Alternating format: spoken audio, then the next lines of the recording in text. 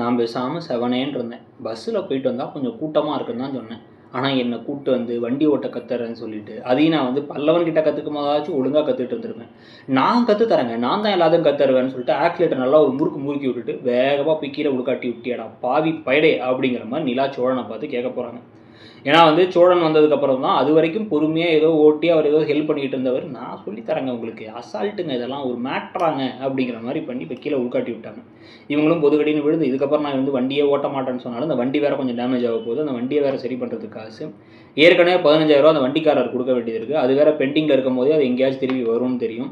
So இந்த 15,000 கொடுக்கறதுக்குள்ளார வேறு வந்து பார்த்தீங்கன்னா இவருக்கு வேலையே இல்லை. இவர் டிரைவர் வேலைக்கு இப்போ 1 மாதத்துக்கு போக முடியாது. இப்போ அவர் கையில் சம்பளமும் இல்லாமல் எப்படி 10 நாளில் கொடுக்கலான்னாரு, ஒரு வாரத்தில் எப்படி கொடுக்குறானாரு அப்படின்னு சொல்லிட்டு ஒரு கேள்விக்குறியும் இருக்குது. ஸோ இந்த பிரச்சனைகள்லாம் ஒரு பக்கம் போயிட்டு இருக்கும்போது இன்னொரு பக்கம் இப்போ ஹாஸ்பிட்டலுக்குலாம் கூப்பிட்டு போயிட்டு நிலாவுக்கு கட்டுக்கிட்டுலாம் போட்டு வர போகிறாங்களா, இல்லை சின்னதாகவே இந்த பிரச்சனை முடிஞ்சிட்டு இவங்க அப்புறம் நான் கற்றுக்கவே இல்லைன்னு சொல்ல போகிறாங்களா, இல்லை அவங்களுமே வந்து இப்போ சோழனுக்கிட்ட நீ பண்ண தான் எல்லா வேலையும் அப்படின்னு சொல்லி திட்ட போகிறாங்களா அப்படிங்கிறத பார்க்கணும். சோழன் ஏதாச்சும் ஒன்று நல்லது நினச்சி செய்கிறதோ அதுக்கப்புறம் திருப்பி வந்து அது கெடுதலாக போய் முடிஞ்சிடறதோ, சோழன் வந்து எதையாச்சும் ஒன்று இம்ப்ரெஸ் பண்ணணும்னு செய்கிறது அது கடைசியில் இவருக்கே பல்பாய் முடிஞ்சிடறதுங்கிறது தொடர்ந்து நடந்துக்கிட்டே தான் இருக்குது.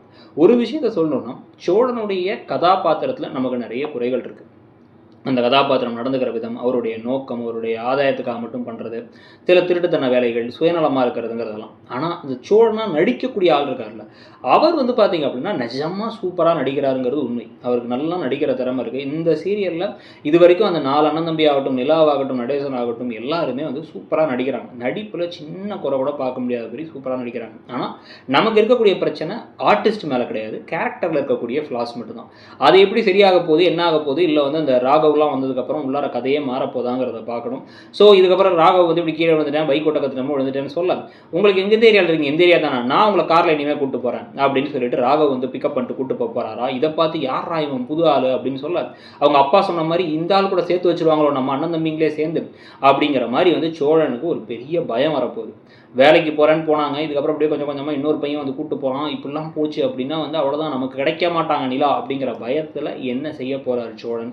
சோழன் மேலே நிலாவுக்கு அன்பு வருமா, ஏற்கனவே கொஞ்சம் நஞ்சமாக இருக்க அன்பு காதலாக மாறுமா அப்படிங்கிறதான் பொறுத்து இருந்து பார்க்கணும். அதை பற்றி உங்கள் கருத்து என்ன, அவங்க சேரலாமா கூடாதா, அந்த ஜோடியை பற்றி உங்கள் கருத்தையும் இந்த புது கதைகளை பற்றி கருத்தையும் சொல்லுங்கள். அப்படியே கூடவே இந்த கார்த்திகா திருப்பி வந்தாங்கன்னா என்ன ஆகுதுங்கிற கேள்விக்குறிவை நேற்றே சொல்லியிருந்தோம். அதை பற்றி உங்கள் கருத்தையும் சொல்லிட்டு இடம்பொருள் சேனல்லையும் வந்து சப்ஸ்கிரைப் பண்ணிக்கோங்க. நம்மளோட இன்னொரு சேனலான இடம்பொருள் நவ்வையும் சப்ஸ்கிரைப் பண்ணிக்கோங்க. தேங்க்யூ.